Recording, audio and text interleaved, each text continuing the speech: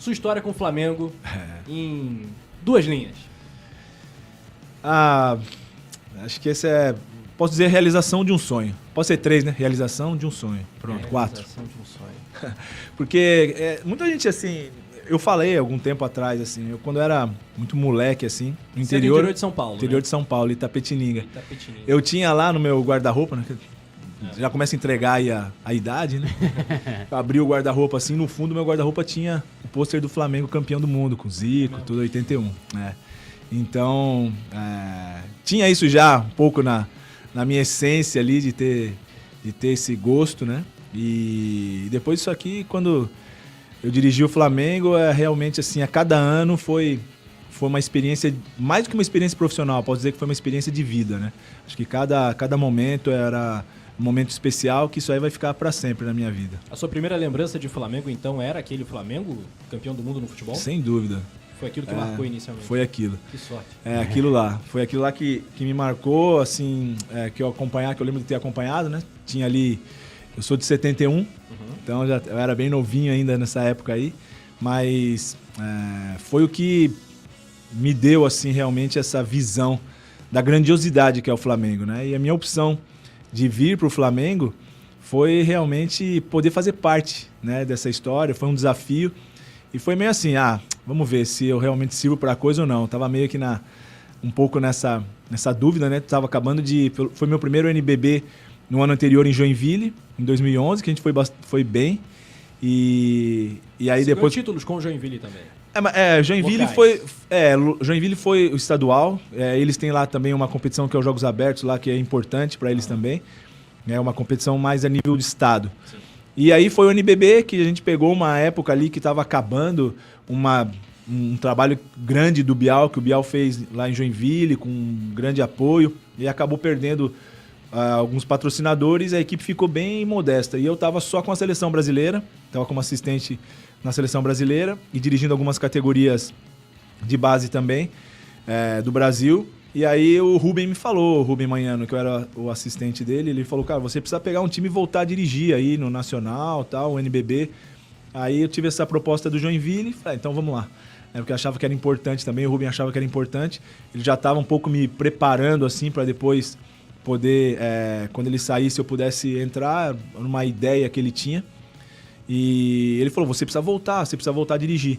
E aí foi quando eu fui pro Joinville, aceitei esse desafio aí do Joinville.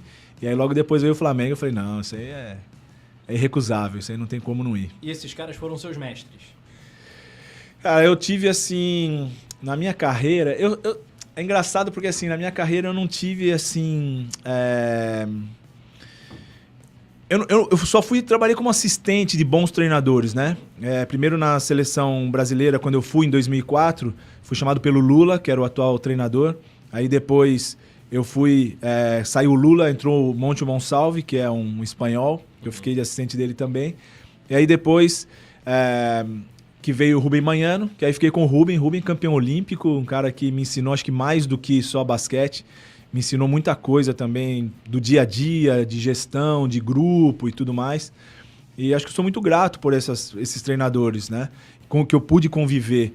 E depois, ao longo da minha carreira, eu pude ter contato com outros treinadores fora do Brasil também, que a gente vai estudando um pouco, vai vendo como eles trabalham, que eu acho que é uma grande experiência, né? Você poder saber como que eles trabalham. Acho que é a melhor forma que tem. Muita gente me pergunta, como é que é? Que curso você acha que é importante fazer? Eu acho que o melhor curso é você ter a possibilidade de você estar vendo como trabalha um treinador, para você poder se identificar e ver o que você pode fazer, o dia a dia. Isso aí é só a questão teórica, exatamente. Né? Mas a prática, sem dúvida alguma. Sem dúvida, eu estou muito convencido disso. Para você da sua geração, não se inclua nessa. A gente sabe que você está lá na prateleira mais alta. Quais foram os melhores, ou são, né? Os melhores em atividade? Em atividade, hoje... Não, o Gustavo é um bom treinador, gosto muito do Gustavo, é um bom treinador. O Gustavo foi meu assistente, né, um bom tempo, mas, mas ele ficou muito melhor. O Gustavo investiu bastante aí na carreira dele, em todos os sentidos. Fenômeno, né? Faz jus mesmo a tal que está fazendo hoje, né, de ser o treinador do Flamengo e treinador da seleção brasileira. Está fazendo um excelente trabalho. Gosto muito de como trabalha o Demetrios, o Elinho. Aqui no Brasil tem novos treinadores também, como o Léo Costa, lá do Minas, acho que ele está aproveitando bem a oportunidade. Sem falar aí nos grandes nomes, né? Como Guerrinha, que está aí na luta já há bastante tempo e traz toda essa experiência de um técnico também experiente. E esses são, acho que na minha opinião, aí uns treinadores que estão aí à frente hoje no Brasil. Eu gostaria de saber, assim, da sua... Você até falou o lance, o que tem que fazer para ser técnico e tal, mas a sua formação, né? Você...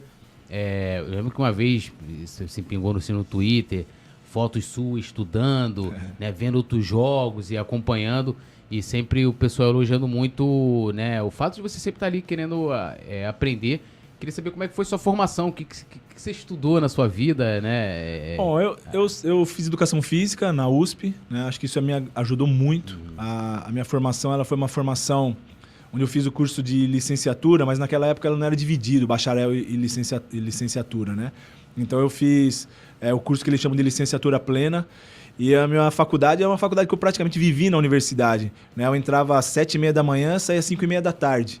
Então eu vivia a universidade. Tem 4 anos, era muito conteúdo. Então acho que eu aprendi mais do que só a educação física, eu aprendi acho que muita coisa da parte mesmo de trabalhar com pessoas, de saber como gerir isso aí. Eu acho que isso aí foi uma coisa que me ajudou muito, que abriu bastante minha mente. Depois dali eu fiz um pós-graduação na FMU em treinamento desportivo, e até quando eu comecei no Paulistano, eu comecei na escolinha de basquete lá do Paulistano, e depois eu comecei também a trabalhar com preparação física. Então eu fiz um curso de treinamento, né, de treinamento esportivo. Acho que isso me ajudou bastante também a trabalhar. Naquela época, assim, a gente valorizava bastante essa parte da tecnologia, não tinha muita gente que trabalhava com isso. Hoje é uma coisa muito comum, mas um tempo atrás a tecnologia era uma coisa complicada. Então, esse fato de eu estudar os jogos, de trabalhar com a tecnologia, de editar os jogos, saber o que o adversário fazia, a gente ganhou muita coisa dessa maneira, né? Estudando, sabendo o que o adversário fazia e tentando neutralizar algumas ações. Hoje já é muito comum, hoje já tem vários sites que você consegue ter acesso a isso, né? Vários bancos de dados que já te dá mastigado. Mas isso aí eram horas e horas de estudo, de edição.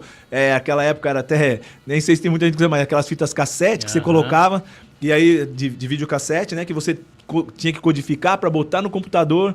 Era um negócio bastante trabalhoso, que você perdia a noite de sono. Mas foi uma coisa que me ajudou bastante. Na seleção brasileira eu comecei a trabalhar com isso. E depois, acho que isso foi aprimorando com a tecnologia, me ajudou muito isso aí também.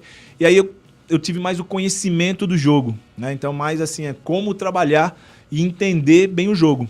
Mas hoje eu estou muito convicto de que, como a informação hoje ela é fácil de você adquirir, hoje qualquer coisa que acontece, é muito fácil de você adquirir essa informação, antes não era tanto assim. Então, hoje eu acho que a coisa mais importante que tem é como você usar essa informação. Então é como você usar e aplicar. Então hoje eu vejo que uma coisa que é fundamental para o treinador é como que ele aplica essa informação que ele tem. Não é só o conhecimento. A gente sabe que tem muitos treinadores que conhecem muito, mas que às vezes não tem muitos bons resultados. Por quê? Porque não consegue aplicar, fazer a gestão das pessoas, do grupo. Então acho que isso aí é uma coisa que eu estou convicto de que, além do conhecimento, o conhecimento é importante, mas acredito que um pouco mais importante do que o conhecimento é como você aplicar e a gestão do grupo.